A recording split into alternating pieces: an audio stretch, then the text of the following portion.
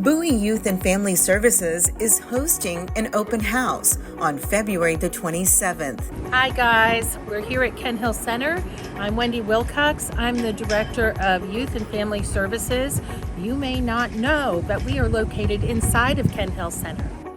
And now inside is our full service family therapy center where we see kids of all ages and their parents. We have groups and we have other services for kids and their families who are going through different kinds of struggles and challenges.